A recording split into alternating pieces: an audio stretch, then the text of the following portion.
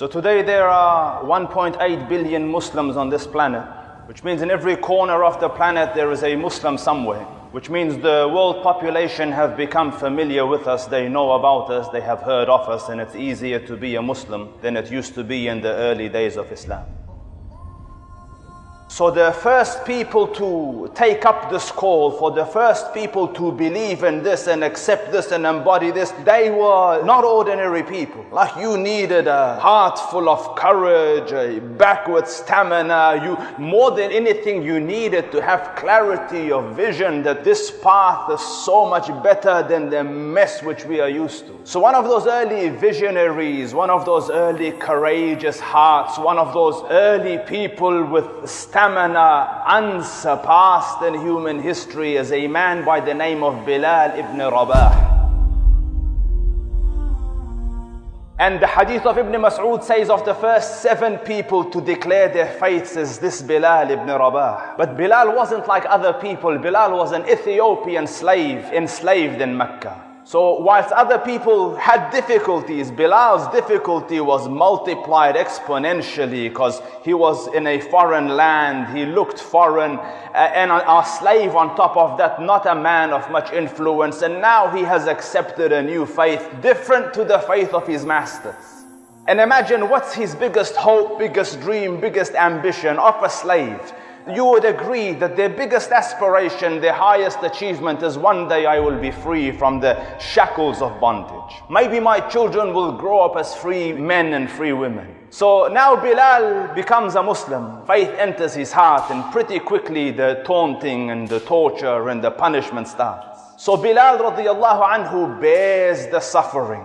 Bilal radiallahu anhu suffers for the truth and suffers for deen. When you suffer for the truth, when you bear difficulties for Allah, the only possible outcome is that Allah elevates you. So I want you to watch what happens to Bilal. So Bilal is there on the stones of Mecca being tortured and bashed. So Allah Rabbul Izzah straight away fulfills his biggest dream. And the dream of a slave is emancipation, to be set free. So Allah Rabbul Izzah sent Abu Bakr radiallahu anhu, go and purchase Bilal and then set him free. So Bilal radiallahu anhu became a free man. He got his biggest goal in life straight after he bore some difficulty for Allah. Emancipated, set free. And then his emancipation is not like any ordinary emancipation. You know, Allah Rabbul Izzah could have sent any ordinary man to come and free Bilal. He could have sent, even the disbelievers of Mecca, he could have put in their hearts to have some sympathy and empathy and rahmah and mercy for this man suffering and set him free. But Allah Rabbul Izzah opts to send Abu Bakr as-Siddiq. And Abu Bakr, by consensus, is the greatest of creation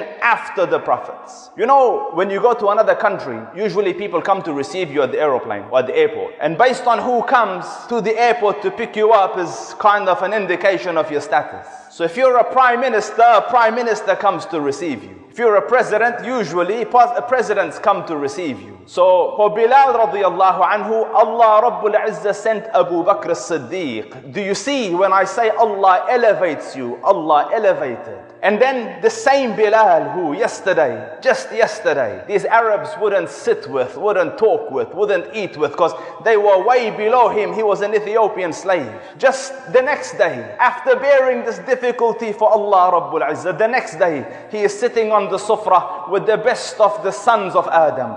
Ana sayyidu waladi Adam. The Prophet sallallahu alaihi wasallam, he gets to share the sufra with the Rasul of Allah. Is there honor beyond this? And through this gains the honor of companionship. He becomes a sahabi. And subhanallah, today, centuries later, kings of Arabia will not call his name except to say first, radiyallahu anhum, or may Allah be pleased with him. Or Sayyiduna Bilal, our master Bilal. Do you see when Allah honors, He honors. And when you bear for Allah Rabbul Izzah, you bear for the deen, Allah honors.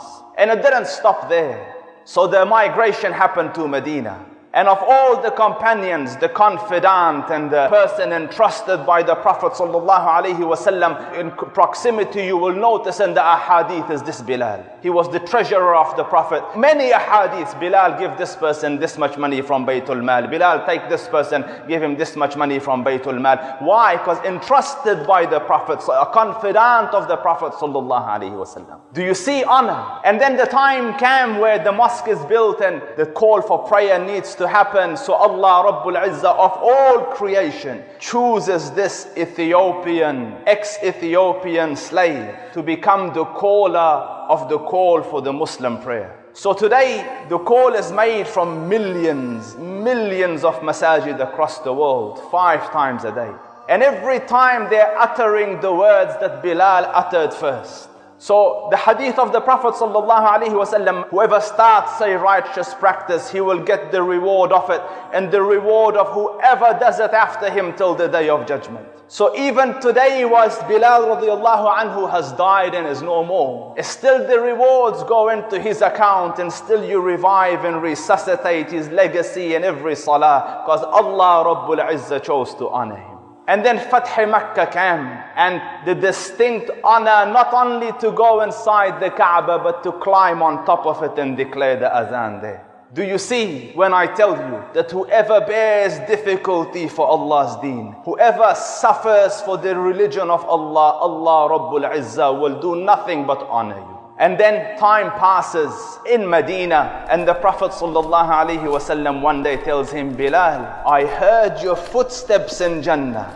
This world he got. The next world, the Prophet ﷺ gives him the glad tidings. Bilal, I heard your footsteps in Jannah. And then the Prophet ﷺ, time passed and the Prophet passed away. And then Bilal radiallahu anhu reaches old age and now he's on his deathbed and the wife is sitting next to him and gripped by sadness because the husband is about to die and the companion of the Prophet is about to die, and a sad moment. So she says, oh, what sadness. What sadness. I am about to become a widow. My husband's about to die. The companion of the Prophet is about to pass. So Bilal looks up and the clarity that Allah Rabbul Izzah gives him at the point of death. The peace and solace that Allah Rabbul Izzah has favored him with. Look at the utterance. He says, no, not a sad moment, a happy one. Just tomorrow, just after this little hurdle, I will be together with my friend again, with the Prophet and his companions. So you see, whoever suffers and bears difficulty for the religion of Allah, Allah Rabbul Izzah honors. So dear ones, today, so you're a young Muslim girl who is in a university and you might be the only one, or there's just a handful of you, and you want to wear the scarf and uphold your religion, and then you see the society and no one's wearing it, so it's difficult for you. And you might feel shy and you might feel nervous and you might feel some daggers looking at you, some people giving you the looks, uncomfortable. But my dear sister, bear it. Bear it like a badge of honor, so that you can say in the years to come to your little ones, your mom was the only Muslim girl in the university who never took her scarf off. That's a good badge to have. And you might be at a work environment and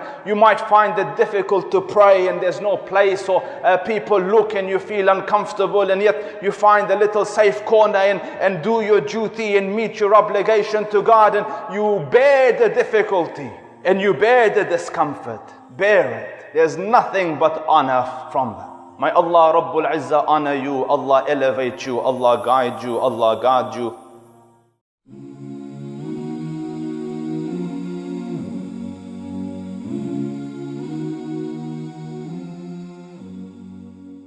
Are you tired of all these annoying ads on YouTube? Are you worried that a haram video might pop up? Well, the One Islam TV app is here to solve these problems, inshallah. The One Islam TV app is 100% free of any ads and is safe to browse for your peace of mind. Watch or listen to lectures and lessons while you work, rest, or drive with your device switched off. Watch videos on demand or download videos and watch offline.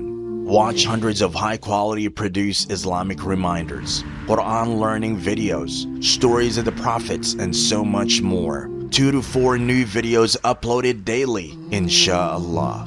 One Islam TV is 100% run and owned by Muslims, which means a small amount you pay for your subscription is a SADAQAH JARIYAH, continuous charity for you, as we use the funds raised to continue producing more beneficial videos and reminders, inshallah.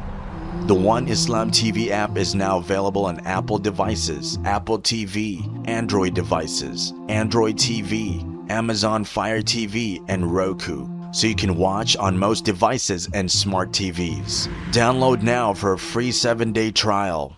May Allah reward you for supporting our work.